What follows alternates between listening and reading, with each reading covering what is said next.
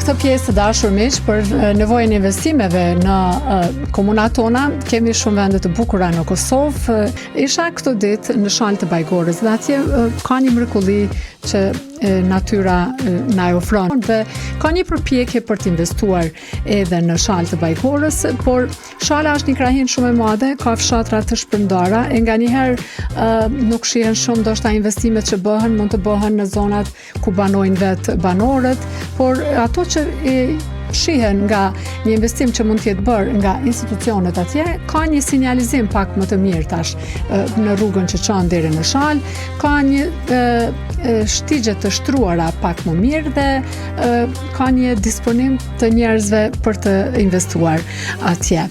Është zoti Elvis Feka, drejtor për ekonomi, zhvillim dhe turizëm, me cilin kemi biseduar për nevojën e investimeve në zonë të Shalës e Bajgorës. Zoti Feka është drejtor për ekonomi, zhvillim e turizëm në Mitrovic dhe ai thotë ndër të tjera në një intervistë që kemi zhvilluar për nevojën e investimeve më të mëdha në Shalë të Bajgorës për shkak të mundësive që ofron edhe për banorët, por edhe për vetë Kosovën. Po, na në bashkëpunim me Odën e Hotellerisë së Turizmit është hera e dytë që zhvillojmë këtë panajër. Qëllimi i këtij panajeri dhe kësaj konference është me kontribun në promovimin dhe në zhvillimin e turizmit në Mitrovic. Është hera e dytë që po zhvillohet në Mitrovic dhe si aktivitet po synojmë me e bë tradicional me qëllim të nxitjes dhe promovimit të kësaj bukurie natyrore që veç e kemi si qytet. Këtu po shoh një pjesë të bukur të Bajgorës, një pamje fantastike. A mund të zhvillohet të jetë më joshse për turistë huaj? Po, fatmirësisht nga statistikat që kemi marrë nga divisioni i statistikave kemi dyfishim të turistëve në Mitrovic, që neve na bën shumë të lumtur këto dhona. Po ashtu na bën shumë më përgjegjës për me kontribu dhe me u angazhu që me zhvillu edhe me pas më shumë lokalitete, me pas më shumë shënzim, me pas më shumë mundësi për ta që kur vinë këtu, jo me kalu vetëm një ditë, po me qëndru ma gjatë në qytetin e Mitrovic. Sa është investuar deri tash në këtë zonë? Ka nevojë për investime më shumë? Po, realisht ka nevojë për investime shumë, për shkak se zona e Shalës është zonë kogja e hapur dhe fshatrat janë larg njëra tjetrës, e kjo e bën që çdo investim i komunës, qoftë edhe i nivelit qendror, me qenë i padukshëm në këtë hapësirë kaq të madhe. Mirë, po ne kemi punu në pjesën e infrastrukturës, kemi punu në pjesën e shënzimit, kemi punu në vendosjen e shtigjeve të tesit në platforma ndërkombëtare, dhe të njëjtën kohë kemi kontribu me përkraje qoftë profesionale, qoftë financiare në disa prej bizneseve këtu, që me i promovu edhe me panajire vendore ndërkombëtare për kapacitetet dhe mundësi që ofrojnë, po të njëjtën kohë edhe me përkraje financiare në pjesën e përkrajes bizneseve lokale, cilët merren me punë tradicionale, po të njëjtën kohë edhe me ushqime tradicionale që me bëhet bashkëtimin mes bizneseve që janë Mitrovic edhe mes ekonomie familjare të vogla. Ju përgjigjen ekonomisë familjare? Po, fatmirësisht kemi një bashkëpunim shumë të mirë. Sepse bëni një përfshirje dhe të tyre. Këto një kontribut madh normalisht e japin edhe pjesa e shoqërisë civile, pjesa e Odës, pjesa e bizneseve, të cilët pa hezitimi marrin produktet e tyre, i promovojnë, për shkak se qëllimi i jonë po them është me kryu ndërlidhjen se si qytet fatmirësisht kemi 4 lumej, edhe është lehtë për 20 minuta me i kalu pjesën buz lumit edhe me kalu në pjesën e sipërmet maleve ku pak qytete në botë mund me thonë që e ka.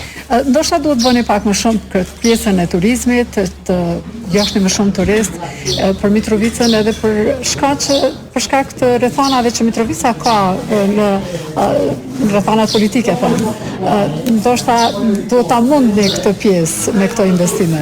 Po, realisht një prej sfidave të mëdha është kjo, për shkak të imazhit jo të mirë, për shkak të çështjeve politike të Mitrovicës. Po të njëjtën kohë e kemi shfrytzuar në aspektin pozitiv, për shkak se shumë prej tyre kanë ardhur me realitetin Mitrovic. Edhe janë bindë që është gjithçka ndryshe, janë bindë që Mitrovica ofron një gamë gjanë të shërbimeve, ofron një gamë gjanë të pasurive natyrore që kem, edhe po shpresoj që këta janë disa hapa të vogël për me punu drejt zhvillimit të kësaj zone, po edhe zonave tjera mbrana qytetit. Si komunë, a keni kapacitet të mjaftueshëm kisha me thonë, ose sa është e nevojshme qeveria të mbështes komunën tuaj në efekt të veçantë këtë sektor për me i dhanë pak më shumë jehon. Po, sektori turizmit mendoj që ka nevojë për përkrahje edhe prej nivelit qendror. Realisht se kompetencë e përgjithshme e turizmit në Kosovë është Ministria e Tregtisë e cila ka sektorin e turizmit.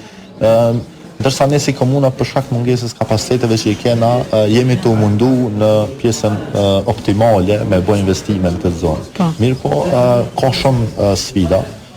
Disa prej sfidave që kemi me pjesën e agjensonit të pyjeve, kemi me pjesën e agjensonit të ujrave, për shkak se pjesa e pyjeve është në menaxhimin e agjensonit të pyjeve, ndërsa ka shumë burokraci. Ka shumë burokraci, kemi rastin e projektit të balkonit panoramik dhe shtegut Teçës në Zasell, që si komunë paguajmë qira për shfrytëzimin edhe realizimin e një shtegu Teçës edhe një projekti që është në zhvillim turizmi që është interes i kombëtar, interes publik. Mirë po, ajo neve nuk na ndal, për shkak se qëllimi jonë është me e zhvillu, po besoj që mas një kohë ata kanë. Po kjo ju shtyn projektet, ju shtyn ndoshta realizimin e projekteve për shkak. Po, realisht kemi pas shumë sfida, për shkak të zonë vetëm të pjesa e balkonit panoramik në Zasell. Kemi punuar rreth 6 muaj për me marr pëlqimin për fillimin e investimeve. Dhe për 6 muaj ish kryer ndoshta investimi. Mendoj që ish përfunduar. Kemi qenë në rrezik të humbur rreth 150.000 euro të atij projekti për shkak të kësaj burokracie të punës që. Kosova ka pjesë të ngjashme si Bajgora edhe në zonën tjetër të Dugaxhinit dhe besoj që ndoshta keni pa ecje për me pa praktika, me cilën prej tyre do të mund të bashkëpunonit të bëni modele të ngjashme të investimit? Po, realisht ne kemi shfrytzuar pjesën e qytetit të Pejës, i cili kemi bashkëpunuar shumë mirë me drejtorin atje të zhvillimit ekonomik dhe turizmit, ku kemi pas takime të rregullta me ta, kemi po praktika si kanë zhvilluar, po të njëjtën kohë kemi marrë edhe modalitetet e bashkëpunimit me organizatat që ata kanë punuar. Ku na tash fatmirësisht kemi bashkëpunim me pothuajse gjitha organizatat e turizmit po zhvillimit ekonomik që operojnë në Kosovë. Jemi të përgatitur në pjesën e aplikimit për fondet të IPAS, që është një hap pozitiv në pjesën e zhvillimit kësaj zone dhe këtij qyteti.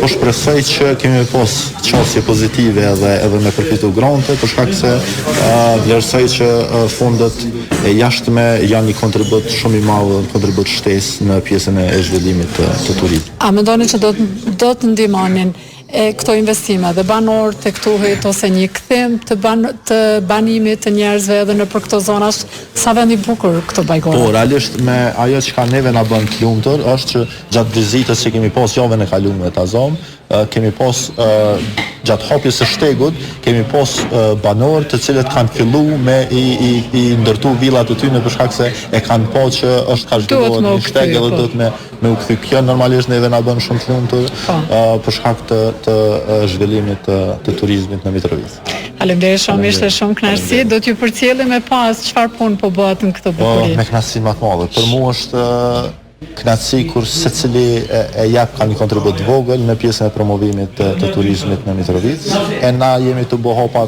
ato çka kemi kapacitet edhe mundësi. Shumë faleminderit shumë.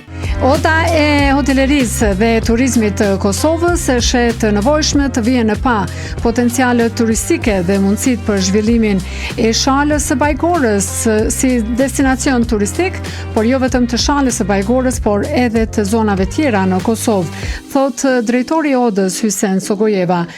Me zotin Sogojeva u takuam në panairin që ishte organizuar për potenciale turistike që mund të ofrojë Bajgora dhe ai thekson nevojën ndër të tjera për të parë këto potenciale edhe në zona tjera në Kosovë, se ka mund të ofrohet mundësi për turizëm dhe për zhvillim më të madh të këtij sektori në Kosovë. Po, vetë po këse këtu morën pjesë një numër i konsiderueshëm të institucione, përfaqësues të institucioneve, si qendrore, lokale, pastaj universitete, edhe veç mas këta pedagog gjithësisht profesor të universiteteve të kësaj fushë, të cilët në një farë forme i dhanë disa rekomandime të cilët e bëjnë punën më të lehtë që institucionet lokale apo qendrore të fokusohen edhe që kjo zonë të jetë sa më e Në çfarë niveli mund të thuhet është Bajgora? Që ndoshta në investimin në këtë zonë? Po, nëse krahasojmë me vitin e kaluar, mbas informata që i morëm tani prej drejtorit, shihet një lëvizje, po nuk është ende e mjaftueshme. Shihet, po nuk është ende e mjaftueshme, ndoshta edhe për shkak të fondit s'ka pas komuna atje. Por megjithatë duhet me bëu përpjekje e unë personalisht sekretari i ODZ-së së njësi kësaj fushë jam interesuar shumë, edhe nuk është e rastishme që 2 herë që vim këtu, për se kjo ose u bë tradicionale që shohën Bajgorës me ngritje në nivel më të. Çfarë potenciali për turizëm ka këtu? Çka mund të bëhet? Kjo ka turizmin kontinental, gjitha tipet e zhvillimit të turizmit kontinental, themi ashtu, që mund të zhvillohen. Tu zhvillu malori, pastaj gjitha do të thotë ekoturizmi, shumë sidomos pjesa e poshtme atje të masën e turizmi rural, malori, kur këtu kemi edhe pjesën e skijimit, prandaj turizmin dimror, prandaj këtu mund të zhvillohen gjithë pothuajse çdo tip i turizmit i cili takon pjesës kontinentale. Zoti Zogojera, një prej shqetësimeve që kanë investitorët, për shembull, janë ato të administratës, burokracisë, mes institucioneve, a vazhdon të jetë problem i madh? Ne deri tani nuk kemi pas strategji, tash e kemi strategjinë e turizmit. Besojmë që është më lehtë të punohet, se punohet me faza tash. Edhe ligji që është aktual përveç se unë kam, edhe pse kam qenë grup punues, kam insistuar që Agencioni Kombëtar të futet në kuadër të ligjit, sepse pa agjencia kombëtare nuk ka turizëm të merrfil, sepse ajo është motor, është për promovimin e turizmit. Shpresoj që me rritjen e investimeve në tarmen mund të ecet përpara, për ndryshe pa investime është problem.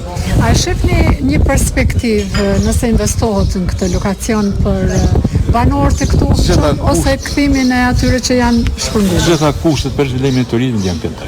Vetëm se duhet investime, duhet m'ia mundësu që turisti me ardhë me pas si destinacion të zhvilluar.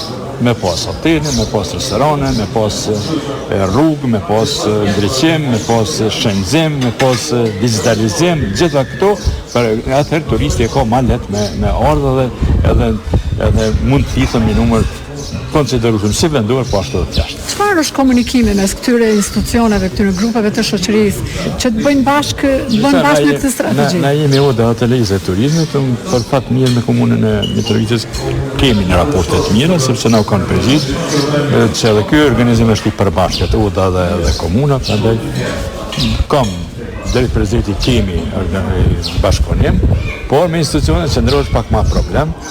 Shpresojmë që tani me organet e reja nëse zgjidhen ose kur do të zgjidhen, shpresojmë që do të kanë parasysh që ODA-t janë instrument mjaft i rëndësishëm për zhvillimin e turizmit.